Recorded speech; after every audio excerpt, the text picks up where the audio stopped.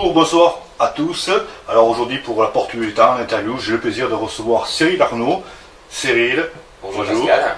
Est-ce que tu peux nous expliquer un petit peu ton parcours, comment t'en es venu de la passion à ça devienne un métier, oui. D'accord. Bien, la curiosité avant tout, déjà bien sûr le plaisir de la magie. Tout enfant de 10 ans veut sa boîte de magie à Noël, j'ai eu la mienne. Bien sûr surpris de voir que c'est que du plastique et des notices. Mais j'ai toujours été quand même passionné par la magie, j'ai suivi les émissions, j'ai été après, moi je suis parisien, donc dans Paris on a beaucoup de magasins de magie, donc on a acheté j'ai acheté des petits tours, mes parents m'offraient des tours également.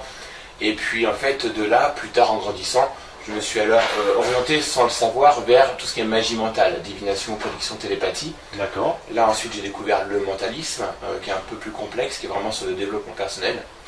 Et enfin l'hypnose. D'accord. Tu as fait une formation ou pas? Oui. Alors, j'ai d'abord voulu me documenter par moi-même, apprendre vraiment le lexique, quelles hypnoses différentes il pouvait y avoir, de manière à ce que lorsque j'allais assister à ma première formation, de pouvoir au moins de savoir de quoi ça parlait et de mieux assimiler ce que l'on allait m'apprendre. J'ai fait quelques tests avec des soirées entre amis, voilà, qui à ma grande surprise, ça marchait, je ne sais pas pourquoi ça marchait, mais ça fonctionnait par rapport à tout ce que j'avais lu. En fait, c'est comme si mon inconscient, à force de lire, de se documenter, m'avait mis une notice. Et après, bien sûr, j'ai fait une formation, et où j'ai appris un peu comment fonctionne le conscient, l'inconscient, et comment on peut arriver en fait à faire prendre le pas l'un sur l'autre. C'est le but de l'hypnose, de l'état modifié de conscience. D'accord. Bon, tu connais bien sûr la série Le Mentaliste, obligé? Oui, tout à fait. Voilà. Alors, une question par rapport à ça, est-ce que cette série, des gens comme toi, donc, qui sont professionnels là-dedans, est-ce que tu penses que ça vous a aidé, que ça a avancé les choses? Bien sûr, ça a aidé, ça a accentué l'effet de mode, on peut dire ça, parce que forcément, quand on voit quelque chose à la télé et qu'on voit qu'en fait, il y a des spectacles qui existent là-dessus basés sur cet effet-là, c'est intéressant.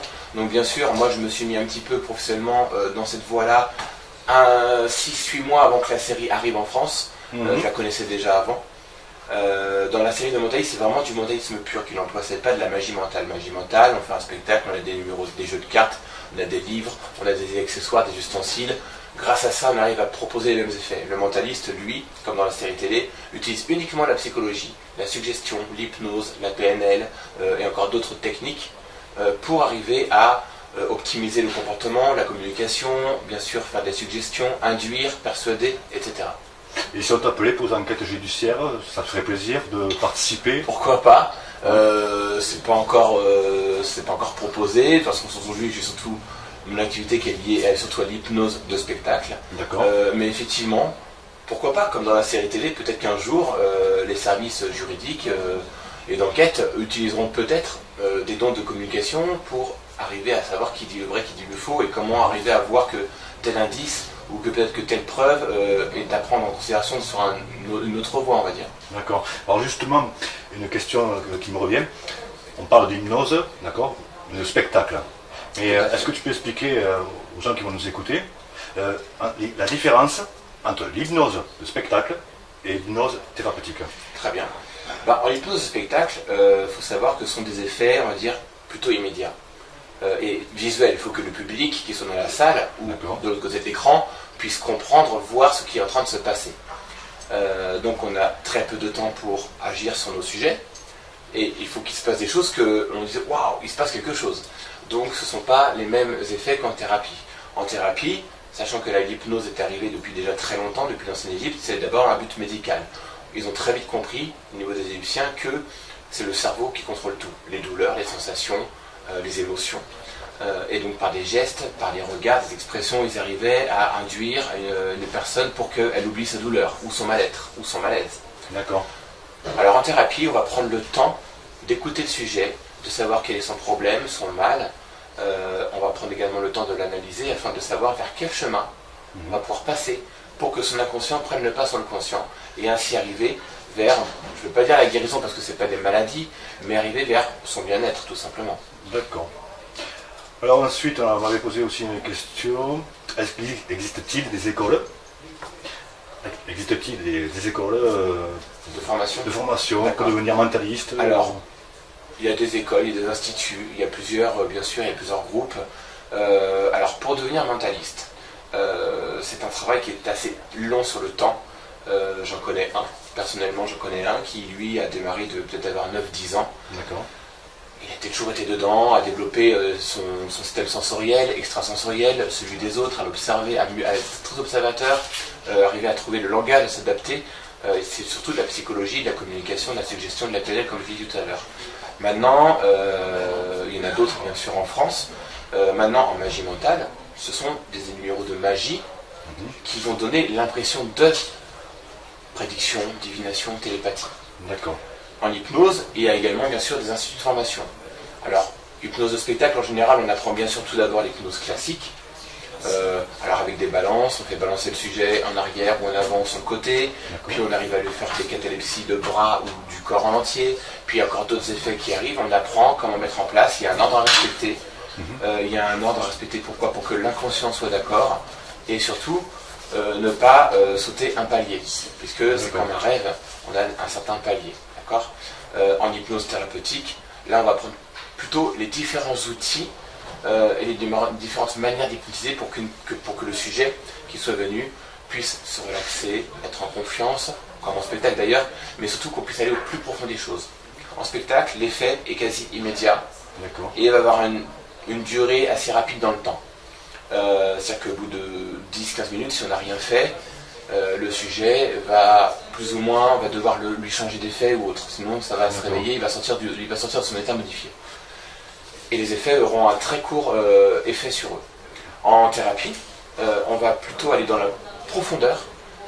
La personne va la plonger vraiment longtemps en hypnose, on va aller vraiment au plus profond des choses. Et là, ce qu'on va lui induire pour qu'il aille bien, pour qu'il aille mieux, sera quasi permanent. Comme pour devenir non-fumeur, pour réduire l'estomac, pour avoir une confiance en soi pour un examen, plein d'autres choses comme ça. Et là, ce sera permanent.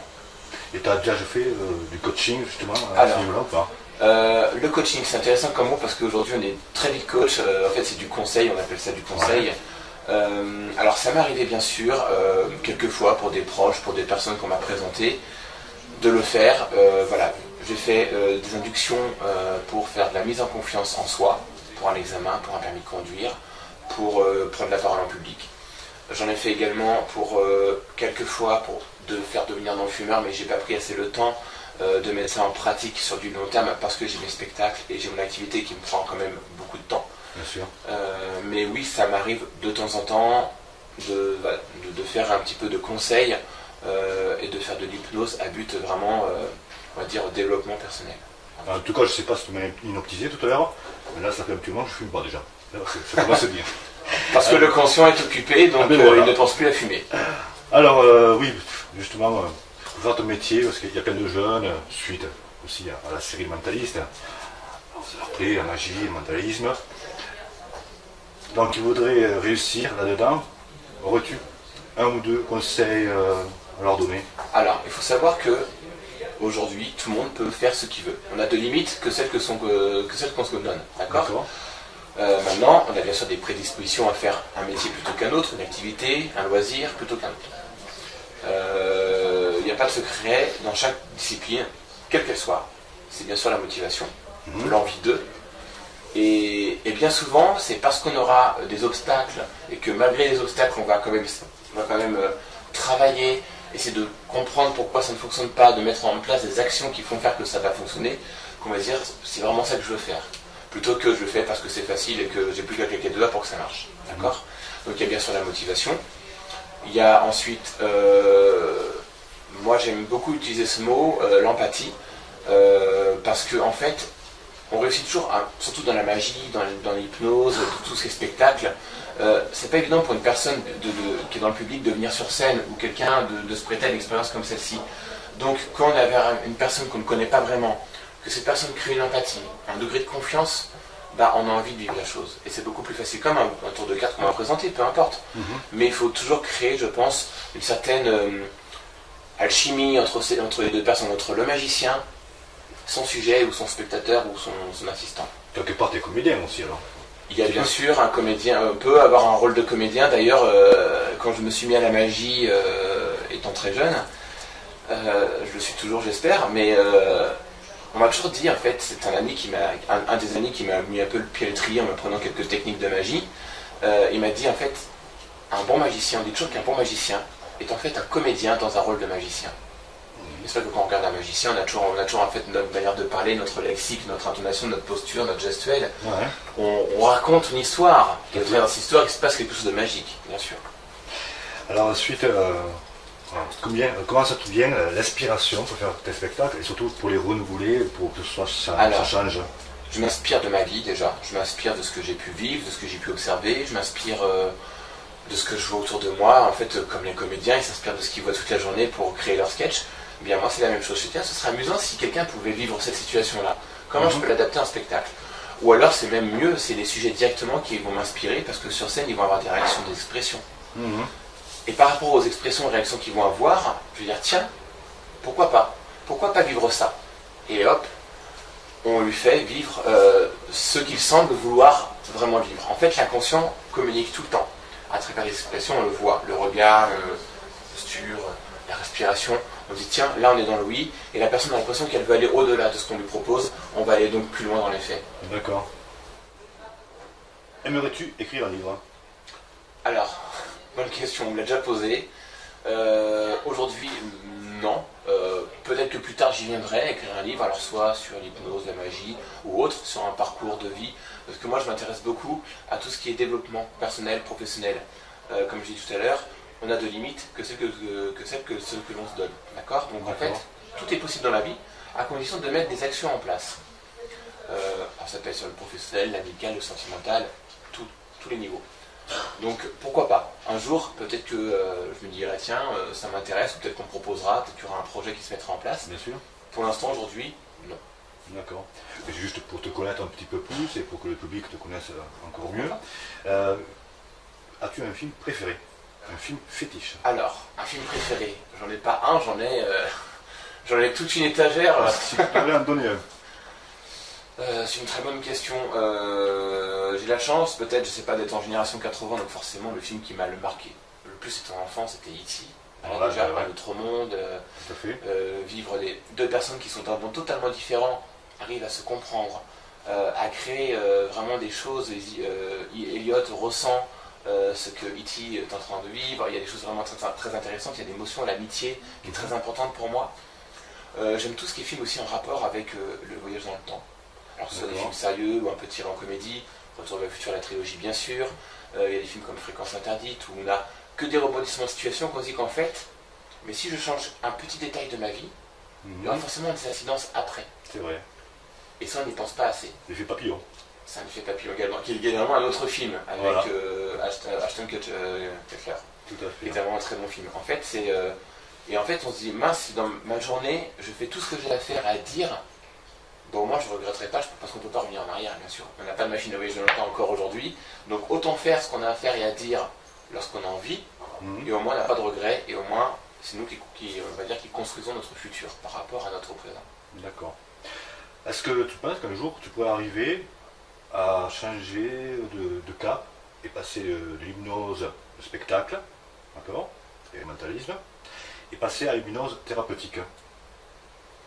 Pourquoi pas? Je sais que moi, si on m'avait dit déjà il y a 10 ans, on m'aurait dit Cyril, dans 10 ans t'es hypnotiseur, j'aurais rigolé.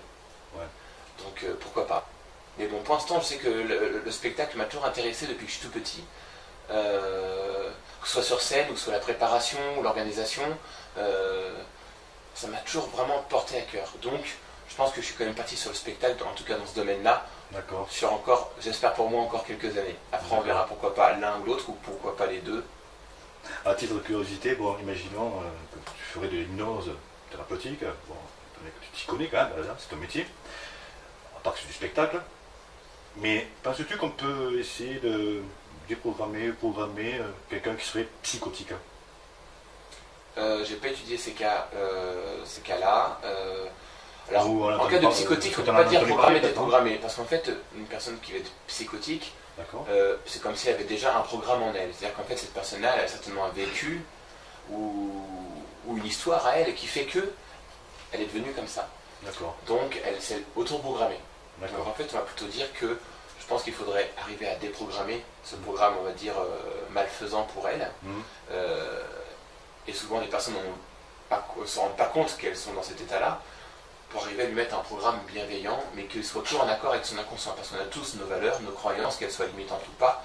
Et c'est toujours important d'en tenir compte pour avancer et pour que la personne puisse l'accepter. L'inconscient accepte ce qu'il veut accepter. Alors ensuite, une autre question qu'on m'a demandé de te poser. J'ai pu remarquer, c'est par rapport à Internet, quand on fait une recherche sur Internet, sur le mot hypnose, on tombe sur des sites, mais hypnose et le mentalisme, c'est relié. Tout à fait. Alors, ça c'est... On peut faire de l'hypnose sans faire de mentalisme. D'accord. On ne peut pas faire de mentalisme sans faire de l'hypnose. D'accord. C'est-à-dire que dans le mentalisme, c'est avant tout le développement personnel, le développement du système sensoriel, extrasensoriel. On va s'intéresser surtout à faire avancer la personne. On va arriver à lui créer des connexions, on va lui faire prendre en compte que ce qui se passe autour de soi est important pour notre corps, pour notre cerveau, et en fait par rapport au comportement qu'on va avoir, on va également nous agir sur le comportement de l'environnement extérieur, les personnes, comme aussi ce qu'on peut ressentir. D'accord. Donc dans le mentalisme, il y a forcément la PNL, donc programmation neurolinguistique, la suggestion, la psychologie cognitive, la communication, l'hypnose, bien sûr. La lecture à chaud, sinon, un petit peu. Tout à fait, alors on peut dire du code reading, lecture à froid, code reading, bien sûr. Reading, mais il y a tout ça, il y a tout un ensemble, c'est vraiment beaucoup de techniques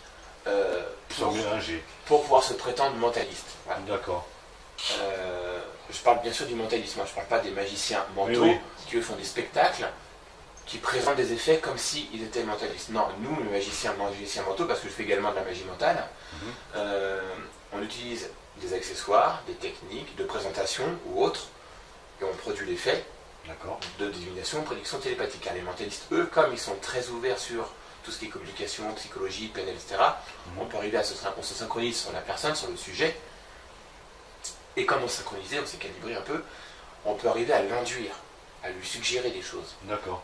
Et on va avoir les mêmes pensées, donc c'est très facile de dire, ben voilà, vous avez choisi plutôt cet objet plutôt que là, parce que...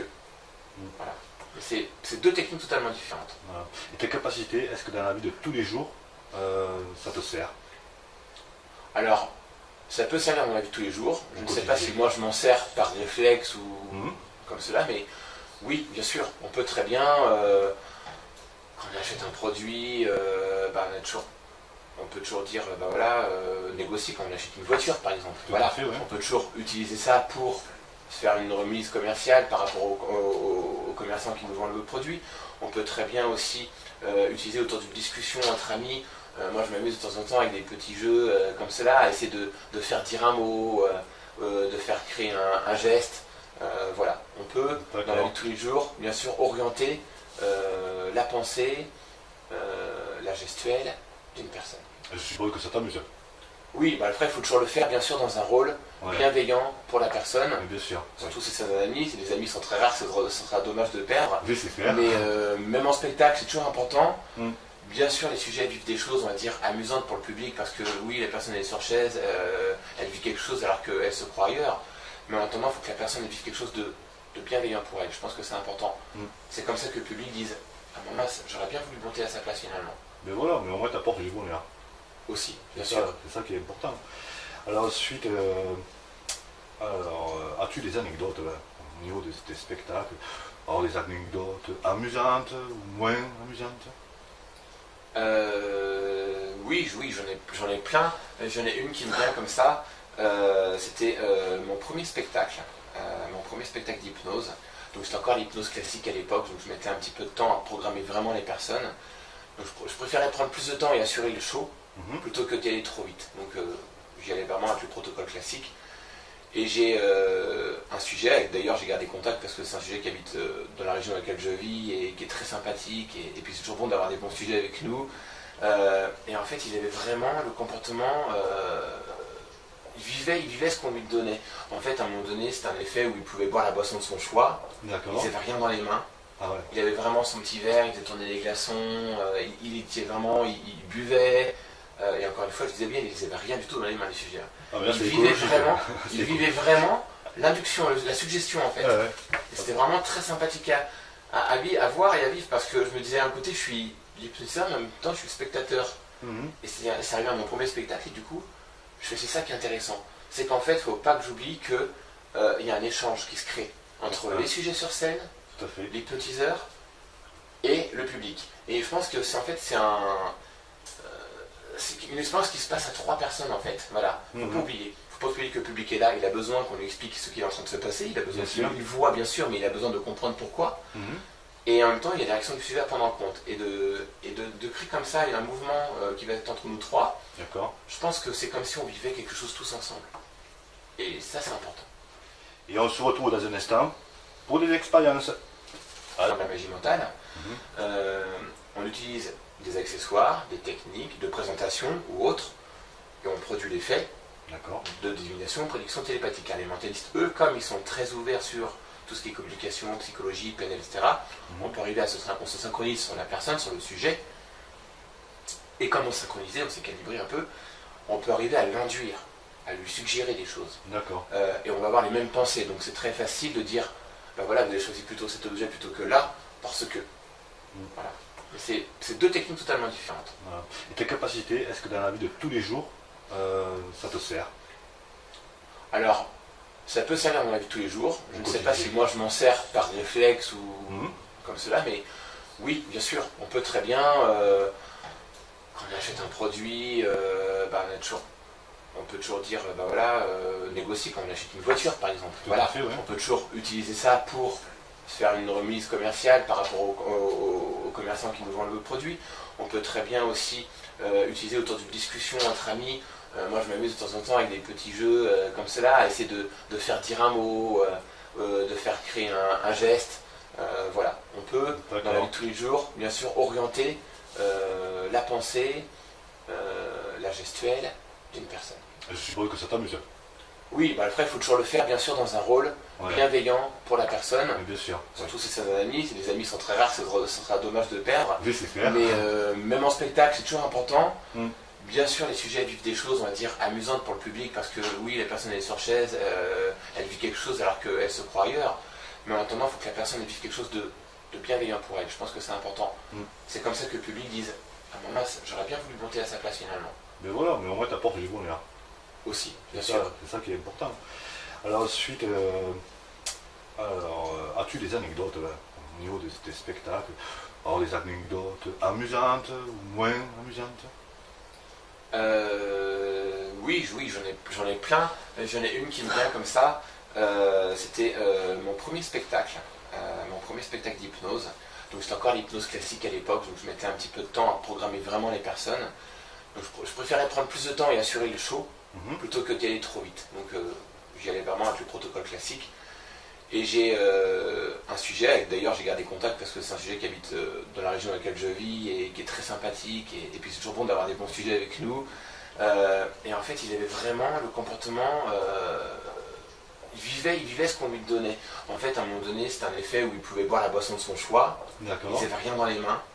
Il avait vraiment son petit verre, il faisait tourner les glaçons, il buvait. Et encore une fois, je disais bien, il n'avait rien du tout dans les mains du sujet. Il vivait vraiment l'induction, la suggestion en fait. Bien, quelle qu'elle soit. C'est bien sûr la motivation, l'envie d'eux. Et bien souvent, c'est parce qu'on aura des obstacles et que malgré les obstacles, on va quand même travailler, essayer de comprendre pourquoi ça ne fonctionne pas, de mettre en place des actions qui font faire que ça va fonctionner, qu'on va se dire c'est vraiment ça que je veux faire. Plutôt que je le fais parce que c'est facile et que j'ai plus qu'à claquer de doigts pour que ça marche. D'accord ? Donc il y a bien sûr la motivation. Il y a ensuite, moi j'aime beaucoup utiliser ce mot, l'empathie, parce que en fait, on réussit toujours, surtout dans la magie, dans l'hypnose, tous ces spectacles, c'est pas évident pour une personne qui est dans le public de venir sur scène ou quelqu'un de se prêter à une expérience comme celle-ci. Donc quand on a une personne qu'on ne connaît pas vraiment, que cette personne crée une empathie, un degré de confiance, bah, on a envie de vivre la chose. Et c'est beaucoup plus facile, comme un tour de cartes qu'on va présenter, peu importe. Mais il faut toujours créer, je pense, une certaine alchimie entre les deux personnes, entre le magicien, son sujet ou son spectateur ou son assistant. Quelque part, t'es comédien aussi alors. Il y a bien sûr un comédien, on peut avoir un rôle de comédien. D'ailleurs, quand je me suis mis à la magie étant très jeune, je le suis toujours j'espère, mais On m'a toujours dit, en fait, c'est un des amis qui m'a mis un peu le pied à l'étrier en m'apprenant quelques techniques de magie. Il m'a dit, en fait, un bon magicien, on dit toujours qu'un bon magicien est en fait un comédien dans un rôle de magicien. C'est vrai que quand on regarde un magicien, on a toujours en fait notre manière de parler, notre lexique, notre intonation, notre posture, notre gestuelle. Ouais. On raconte une histoire. Et à travers cette histoire, il se passe quelque chose de magique, bien sûr. Alors ensuite, comment ça te vient l'inspiration pour faire tes spectacles et surtout pour les renouveler, pour que ça change? Je m'inspire de ma vie déjà, je m'inspire de ce que j'ai pu vivre, de ce que j'ai pu observer, je m'inspire de ce que je vois autour de moi. En fait, comme les comédiens, ils s'inspirent de ce qu'ils voient toute la journée pour créer leur sketch. Eh bien moi c'est la même chose. Je me dis, ce serait amusant si quelqu'un pouvait vivre cette situation-là. Comment je peux l'adapter en spectacle? Ou alors c'est même mieux, c'est les sujets directement qui vont m'inspirer parce que sur scène ils vont avoir des réactions, des expressions. Et par rapport aux expressions et réactions qu'ils vont avoir, je vais dire tiens, pourquoi pas? Pourquoi pas vivre ça? Et hop, on lui fait vivre ce qu'il semble vouloir vraiment vivre. En fait l'inconscient communique tout le temps. À travers les expressions on le voit, le regard, la posture, la respiration. On dit tiens, là on est dans le oui, et la personne a l'impression qu'elle veut aller au-delà de ce qu'on lui propose, on va aller donc plus loin dans les faits. D'accord. Aimerais-tu écrire un livre? Alors, bonne question, on me l'a déjà posée. Aujourd'hui, non. Peut-être que plus tard j'y viendrai, écrire un livre, alors soit sur l'hypnose, la magie, ou autre, sur un parcours de vie. Parce que moi je m'intéresse beaucoup à tout ce qui est développement personnel, professionnel. Comme je dis tout à l'heure, on a de limites que celles que l'on se donne. D'accord? Donc en fait, tout est possible dans la vie. J'étais après, moi je suis parisien, donc dans Paris on a beaucoup de magasins de magie, donc j'ai acheté des petits tours, mes parents m'offraient des tours également. Et puis en fait, de là, plus tard en grandissant, je me suis alors orienté sans le savoir vers tout ce qui est magie mentale, divination, prédiction, télépathie. D'accord. Là ensuite j'ai découvert le mentalisme, qui est un peu plus complexe, qui est vraiment sur le développement personnel. Et enfin l'hypnose. D'accord. Tu as fait une formation ou pas? Oui. Alors, j'ai d'abord voulu me documenter par moi-même, apprendre vraiment le lexique, quelles hypnoses différentes il pouvait y avoir, de manière à ce que lorsque j'allais assister à ma première formation, de pouvoir au moins de savoir de quoi ça parlait et de mieux assimiler ce que l'on allait m'apprendre. J'ai fait quelques tests avec des soirées entre amis, voilà, qui à ma grande surprise, ça marchait, je ne sais pas pourquoi ça marchait, mais ça fonctionnait par rapport à tout ce que j'avais lu. En fait, c'est comme si mon inconscient, à force de lire, de se documenter, m'avait mis une notice. Et après, bien sûr, j'ai fait une formation, et où j'ai appris un peu comment fonctionne le conscient, l'inconscient, et comment on peut arriver en fait à faire prendre le pas l'un sur l'autre. C'est le but de l'hypnose, de l'état modifié de conscience. D'accord. Bon, tu connais bien sûr la série Le Mentaliste, obligé? Oui, tout à fait. Voilà. Alors, une question par rapport à ça, est-ce que cette série, des gens comme toi, donc, qui sont professionnels là-dedans, est-ce que tu penses que ça vous a aidé, que ça a avancé les choses? Bien sûr, ça a aidé, ça a accentué l'effet de mode, on peut dire ça, parce que forcément, quand on voit quelque chose à la télé et qu'on voit qu'en fait, il y a des spectacles qui existent là-dessus basés sur cet effet-là, c'est intéressant. Donc bien sûr, moi je me suis mis un petit peu professionnellement dans cette voie-là, 6-8 mois avant que la série arrive en France. Je la connaissais déjà avant. Dans la série de mentalisme, c'est vraiment du mentalisme pur qu'il emploie, c'est pas de la magie mentale. Magie mentale, on fait un spectacle, on a des numéros, des jeux de cartes, on a des livres, on a des accessoires, des ustensiles. Grâce à ça, on arrive à proposer les mêmes effets. Le mentaliste, lui, comme dans la série télé, utilise uniquement la psychologie, la suggestion, l'hypnose, la PNL et encore d'autres techniques pour arriver à optimiser le comportement, la communication, bien sûr faire des suggestions, induire, persuader, etc. Et si on t'appelait pour une enquête judiciaire, ça te ferait plaisir de participer? Pourquoi pas? C'est pas encore proposé. De toute façon, aujourd'hui, j'ai surtout mon activité qui est liée surtout à l'hypnose de spectacle. D'accord. Mais effectivement, pourquoi pas? Comme dans la série télé, peut-être qu'un jour, les services juridiques et d'enquête utiliseront peut-être des dons de communication pour arriver à savoir qui dit le vrai, qui dit le faux, et comment arriver à voir que tel indice ou que peut-être que telle preuve est à prendre en considération sur une autre voie, on va dire. D'accord. Alors justement, une question qui me revient. On parle d'hypnose, d'accord, de spectacle. Et est-ce que tu peux expliquer aux gens qui vont nous écouter la différence entre tous les jours, ça te sert? Alors, ça peut servir dans la vie de tous les jours. Je ne sais pas si moi je m'en sers par réflexe ou comme cela, mais oui, bien sûr, on peut très bien, quand on achète un produit, on a toujours On peut toujours dire, ben voilà, négocier quand on achète une voiture par exemple. Voilà. Fait, ouais. On peut toujours utiliser ça pour faire une remise commerciale par rapport aux commerçants qui nous vendent le produit. On peut très bien aussi utiliser autour d'une discussion entre amis. Moi je m'amuse de temps en temps avec des petits jeux comme cela, à essayer de faire dire un mot, de faire créer un geste. Voilà, on peut dans la vie de tous les jours, bien sûr, orienter la pensée, la gestuelle d'une personne. Je suppose que ça t'amuse. Oui, bah après il faut toujours le faire bien sûr dans un rôle bienveillant pour la personne. Oui, bien sûr. Surtout si c'est un ami, si les amis sont très rares, ce sera dommage de perdre. Oui, c'est clair. Mais même en spectacle, c'est toujours important. Bien sûr, les sujets vivent des choses, on va dire, amusantes pour le public, parce que oui, la personne est sur chaise, elle vit quelque chose alors qu'elle se croit ailleurs. Mais en attendant, il faut que la personne vive quelque chose de bienveillant pour elle. Je pense que c'est important.